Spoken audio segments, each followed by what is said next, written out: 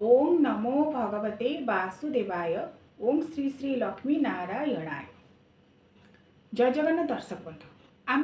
प्रत्येक समय जितेबले भी पूजा करूँ कौन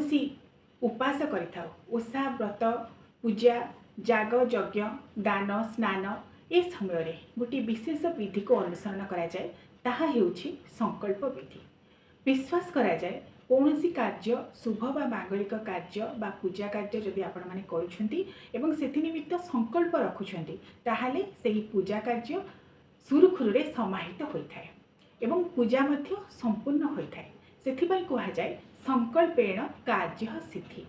एवं संकल्प रहित कर्म पूर्ण फल दे न थाए बोली विश्वास करा जाए। से आमर शास्त्रीय धारा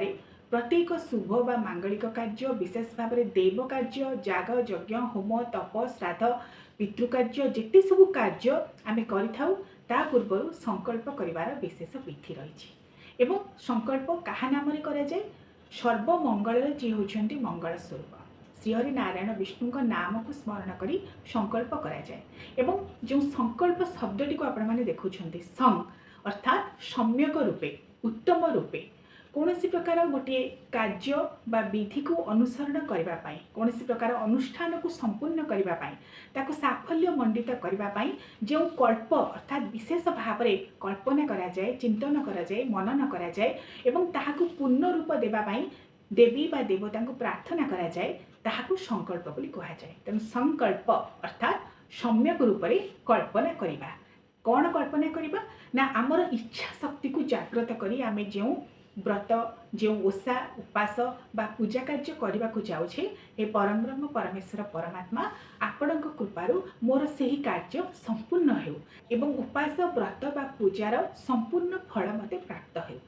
एहीपरि भाव में मन मध्य कामना करी इच्छा शक्ति को जागृत करी इच्छा भाव को परिपोषण करी संकल्प रखा जाए। तेबे आमर शास्त्रीय धारा दर्शक बंधु जहाँ संकल्पर नियम रही चारि प्रकार भाव में आपण मैंने संकल्प करें। गोटे हेउची लघु संकल्प, गोटे हेउची सहज सरल विधि रे संकल्प, गोटे हेउची बृहत संकल्प बा विस्तारित रूप से संकल्प, आउ गोटे हेउची महावाक्य संकल्प। ये चारि प्रकार संकल्प मध्यरु विस्तार बा विस्तृत संकल्प एवं महावाक्यर जो संकल्प ताहा साधारणतः ब्राह्मण माध्यम रे करा जाए। आमे अनेक देव कार्य पूजा कार्य जितेबाला कर ब्राह्मण को डाकी करूँ जाग यज्ञ अनुष्ठान विशेष भाव में बड़ धरण जिते सब जाग यज्ञ पूजा करा जाए ब्राह्मण द्वारा करा जाए। जो माने योगनिष्ठ ब्राह्मण एकनिष्ठ ब्राह्मण से माने विस्तृत एवं विस्तार रूप एवं महावाक्य संकल्प को करथांती।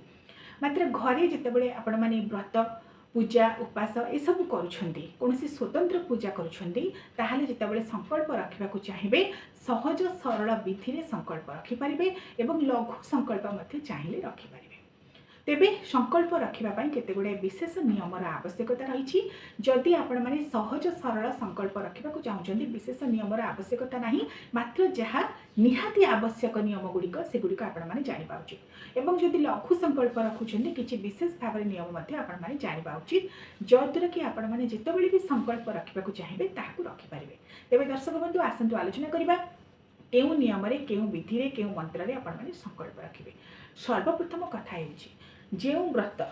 जो पूजा जो उपास बा जो अनुष्ठान आपण मैंने करने को चाहते एपरिक क्या दान भी देवा चाहते संकल्प कर दान दि जाए। तेबे एसबू मध्य जहाँ आपण मैंने करने को चाहते से निमित्त जब संकल्प करने को चाहते सर्वप्रथमे प्रातः काल स्नान पर संकल्प करा जाए।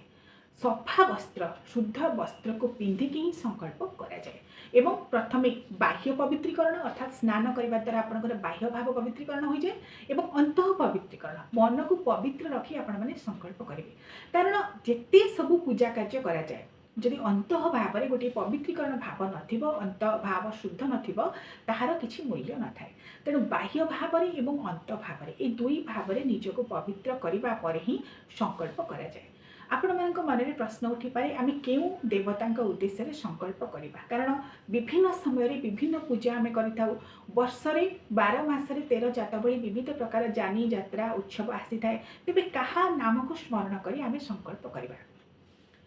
सबु जानी यात्रा उत्सवर जी होउचंती मूल स्वरूप जी आमर सृष्टिकर्ता पालनकर्ता संहारकर्ता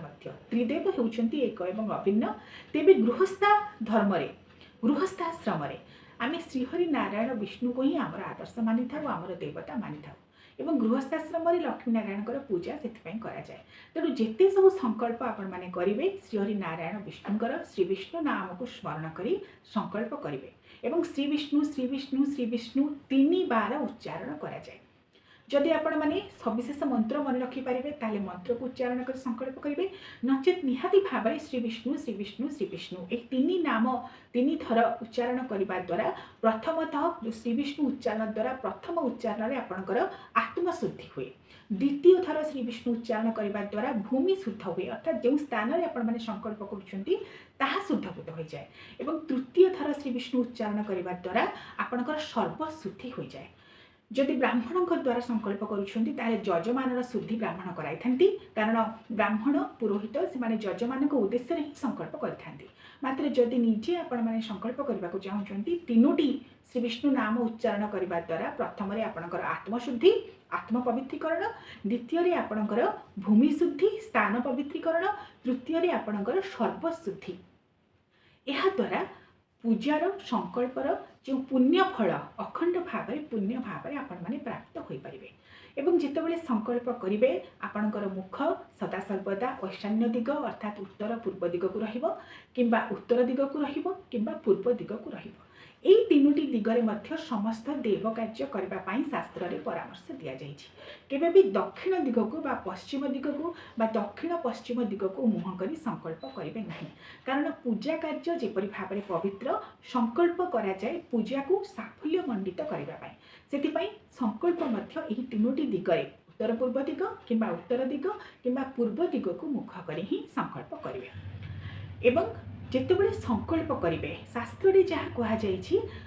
तंबा पात्र ताम्र पात्र ये ही संकल्प करेंगे नचे तंबा पत्रर अभाव में पान पत्र संकल्प करेंगे डाहाण हाथ में अर्थात दक्षिण हस्त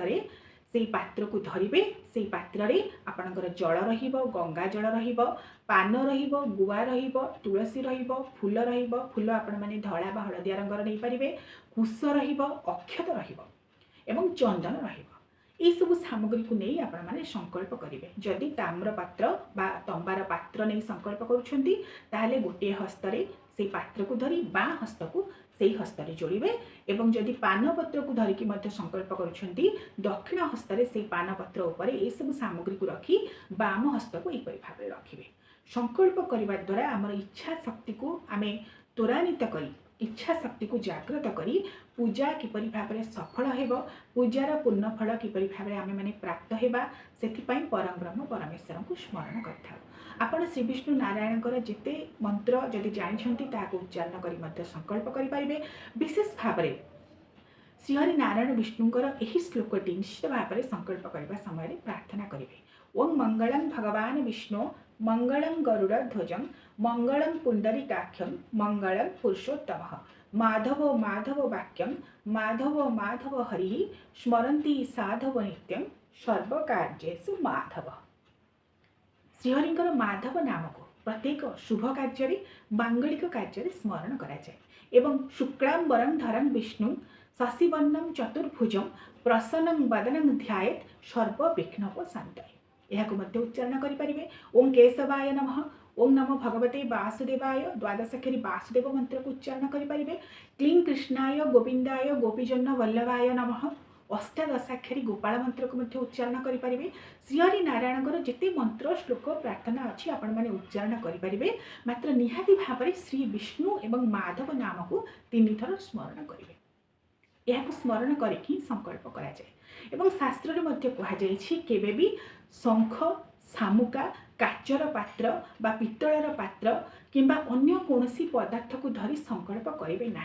ताम्र पात्र बा तंबार पात्र किंबा पान को रखिकी ही हस्तरे दक्षिण हस्तरे संकल्प कराए एवं संकल्प जल जो तंबा पात्र रे संकल्प जल को रखिथे ताहाकू ईशान्य दिग संकल्प करबा परे ईशान्य दिग बा ईशान्य कोण रे ही ताहाकू पकाइबे तद्वारा पूजा मध्य सफल होता है एवं जो विशेष 4टी विधि रही संकल्पर विस्तृत संकल्प बा विस्तार संकल्प महावाक्य संकल्प ताहा ब्राह्मण मान द्वारा विशेष जाग यज्ञ अनुष्ठान विशेष पूजा मानक कराए। मात्र घरे जिते उत्साह व्रत उपास आपण मैंने रखुंट कौन दान धर्म करुँच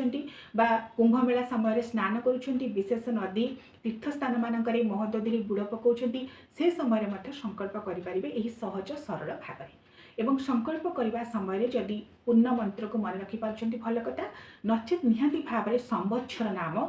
वर्षर नाम ता सहित मास पक्ष तिथि बार तत्सहित देश राज्य आपण जो बसवास करुछन्ति ସେହି ସ୍ଥାନ ତା ସହିତ ଆପଣଙ୍କର କିପରି ସର୍ବଗ୍ରହ ଦୋଷ କଟିବ ସର୍ବଗ୍ରହଙ୍କୁ ଡାକିବେ ପ୍ରାର୍ଥନା କରିବେ ଏବଂ ଚାରିପାର୍ଶ୍ୱରେ ଥିବା ପ୍ରତ୍ୟେକ देवदेवी जो मैंने अदृश्य भाव में अच्छा नाम को आपण स्मरण करेंगे निजर आराध्य देवी देवता निजर कूल देवी देवता स्मरण करेंगे आपण गोत्र ही आपण मैंने संकल्प करेंगे जपरिक ब्राह्मण मैंने संकल्प जिते करती तांकर शर्मा उपाधि थाए शर्मा शर्मा हों यही नाम ब्राह्मण मैंने संकल्प करती क्षत्रिय माने वर्मा हों यही नाम संकल्प करती एवं वैश्य माने गुप्त हों यही नाम संकल्प करती एवं शूद्र माने दास हों यह उच्चारण कर संकल्प करते यह हूँ शास्त्रीय विधि ता सहित आपणकर निज निजर गोत्रर नाम एवं निजर नाम उच्चारण करी माधव श्रीहरि नारायण विष्णु को प्रार्थना करेंगे यही उद्देश्य यही दिन यही बार यही समय मु यही पूजा निमित्त संकल्प करुछि अहम संकल्प करिष्यामि ए प्रभु आपण उद्देश्य मु संकल्प करुछि मोर यही व्रत जो निर्दिष्ट पूजा व्रत उपास आपण माने करुछन्ति ताहा आपण कृपारु अर्थात श्रीहरि नारायण विष्णु कृपारु किपरि भाव में सफल हेउ यह मन मध्य कामना करी इच्छा प्रकाश करी आपण माने संकल्प करेंगे एवं संकल्प साधारणतः प्रातः काल स्नान पर ही करा जाए एवं विशेष पूजा मानक जितेबाला आपण माने द्विप्रहर समय किसी पूजा करुछन्ति से समय मध्ये आपण माने करि परिबे संकल्प करबा पूर्व स्नान तो निहाती भाव में करिथिबे ता सहित निजको पवित्रीकरण करबा पई जो गंगा जल किछि निज मस्तक रे 3 बार सिंचन करी ओम श्री विष्णु श्री विष्णु श्री विष्णु एही नाम को मध्ये 3 थर उच्चारण करिवे एवं संकल्प कर सारिबा परे आचमन करेंगे आचमन हूँ गोटे विशेष विधि जद्वारा निजक पवित्रीकरण करा जाए स्थान को पवित्रीकरण करा जाए से श्री विष्णुकर 3टी नाम ओं केशवाय नमः ओं नमो नारायणाय ओं नमो भगवते वासुदेवाय 3 थर आचमन करेंगे बाम हस्तरे से पात्री जो तंबा पात्री रखिथे तंबा पात्री बा आचमन पात्री जल आणवे दक्षिण हस्तरे देवे 3 बार